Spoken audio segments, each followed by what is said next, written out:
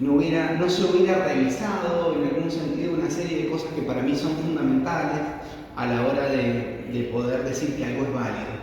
Entonces, quería contarles un poco por qué era la importancia para mí, porque por ahí cuando uno está en el tema psicoterapéutico, la medición no tiene una cuestión menor, tiene un sentido de guía. Se necesita para poder medir tanto cómo la persona llega, pero también cómo la persona va cambiando. Entonces permite ir guiando el proceso de alguna forma. Por lo tanto, es muy importante que estas brújulas estén bien calibradas.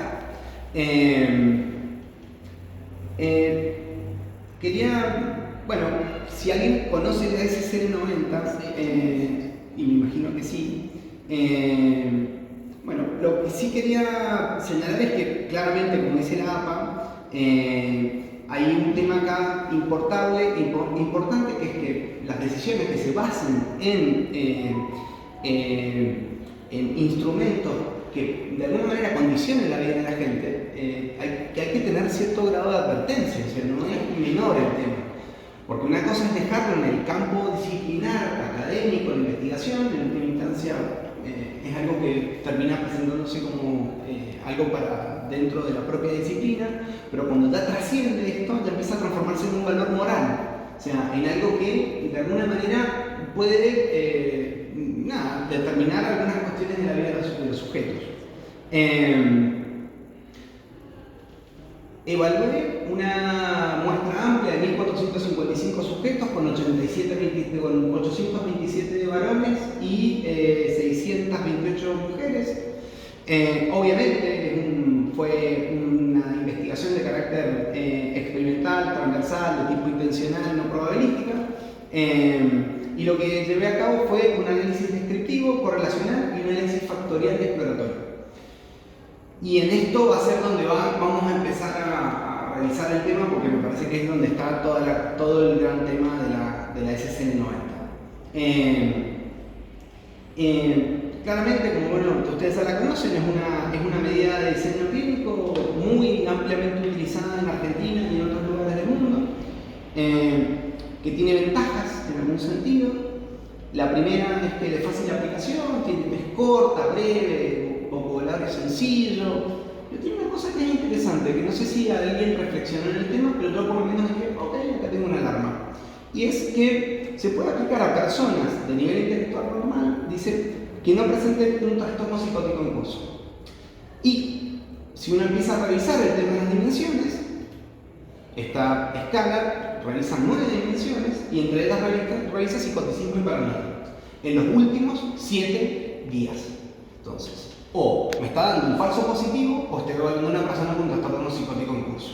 Entonces, era una cosa que para mí era una de las primeras cosas a pensar. Dije, no la había visto nunca, o sea, nunca lo había pensado. A mí, de hecho, la intención de la escala fue hacer la variabilización clínica para la provincia de Mendoza. Nunca venía con la idea de hacer un estruje de esto al punto tal de decir por qué no me está dando de alguna manera en el análisis factorial este tema. Entonces, hay un tema que se utilizó mucho, o sea, para decir cómo se construyeron las escalas. Primero hay que ponernos en el momento y en el año 1977, ¿bien? Y en ese momento se utilizaron 3 criterios para decidir cómo iban a ser los síntomas y las dimensiones. Claramente, pasado ya 44 años, 5 años de ese evento, tenemos que empezar a pensar si la definición clara y consistente de la literatura que consiguió de Logatas, la susceptibilidad de medición mediante autoinforme y la confirmación psicométrica, que dice que son en alguna medida estrategias clínicas, racionales y empíricas, no tenemos que cuestionarlas de alguna forma a la luz de los avances que tenemos hoy en día. Entonces, el tercer elemento, como les decía, que es fácil de aplicación, en teoría mide una serie de factores y además tiene buenas propiedades psicométricas. Y ahí es donde yo me quiero parar, porque si uno empieza a revisar, depende de qué autor empieza a leer, es qué tipo de información empieza a obtener sobre la escala. Y si mirás a los chilenos que hicieron un muy buen trabajo, que se llama Avendaño Bravo, ellos dicen que las propiedades psicométricas son resultado de propiedad en todo tipo de población, en todo tipo de región, es como que no había ningún tipo de crítica.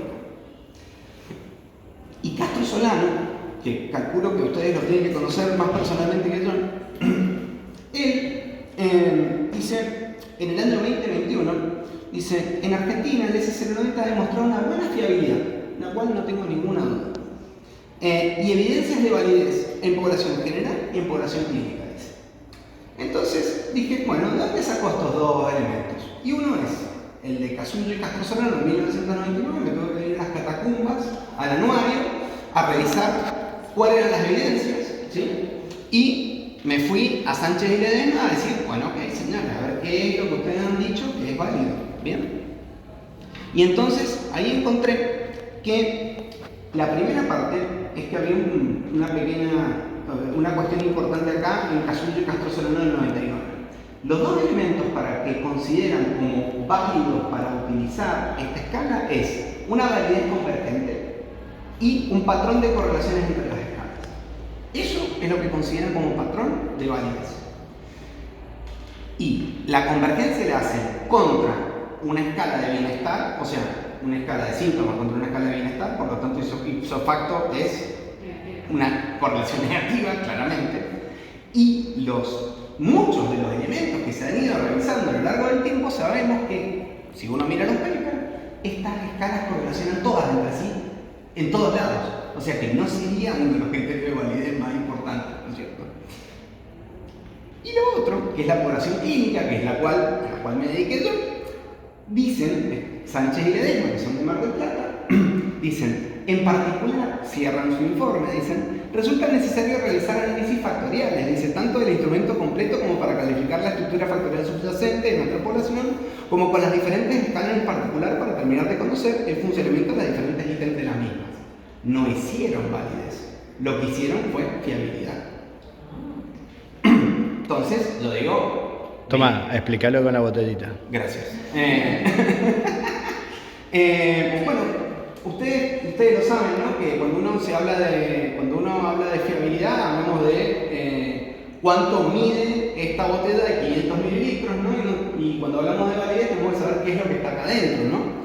Esto podría ser agua, lavandina, ácido, bueno, bien. Esto sería un gran problema, ¿no? Cuando hoy día lo que tenemos es simplemente que sabemos que mide 500 de algo, pero no sabemos qué. Entonces, en ese contexto, lo que realicé, a ver, vamos a seguir con esto, porque lo importante es que los mismos autores, en la escala, la LCB 50, es como el año 2000, para que se ubique en 2015, dicen, 2000, ¿está bien?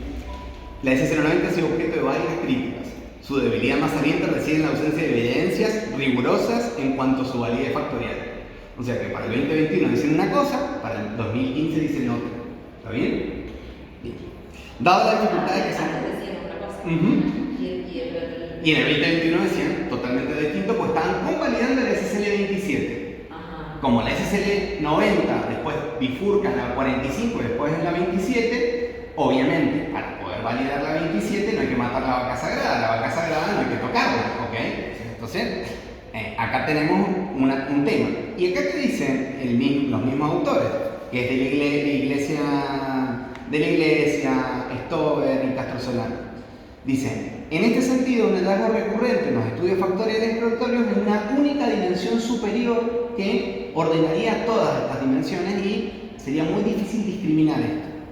Y claramente es lo que me ocurrió a mí, porque cuando realmente, acá fue lo más importante, cuando me explotó la escala en la cara, es otra cosa, me empecé a preguntar qué hice mal, ¿no? Entonces, yo había colocado en los antecedentes el tema de los problemas factoriales, pero lo había colocado como si fueran estas cosas que uno dice, bueno, pequeños detalles, ¿no?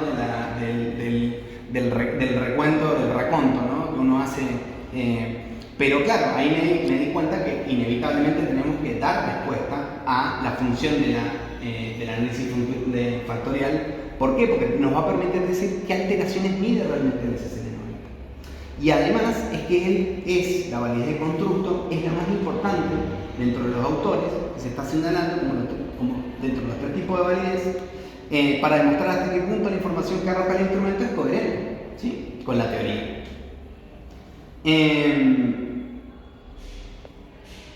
Bien. 2 minutitos, Lick. Interesante, que es que obviamente la validación podría no terminar nunca, porque en la medida en que vamos obteniendo nuevos datos, tendríamos que ir corrigiendo las cosas. Yo creo que es momento de darle una revisada a esto. En Argentina se deberían debatir e instalar estos requisitos legales, por lo menos que permitan exigir que el estudio de validación se actualice, o sea, para irlo pensando, no me parece malo. A la luz de factores como los cambios de población de la prueba o métodos para las pruebas alternativas recientemente desarrollados. De hecho, la LCB50 es una actualización de la escala SCL90, porque en España ya tuvieron esta discusión y fue muy fuerte con los mismos autores que hicieron la validación para el SCL90, o sea, de las cuevas y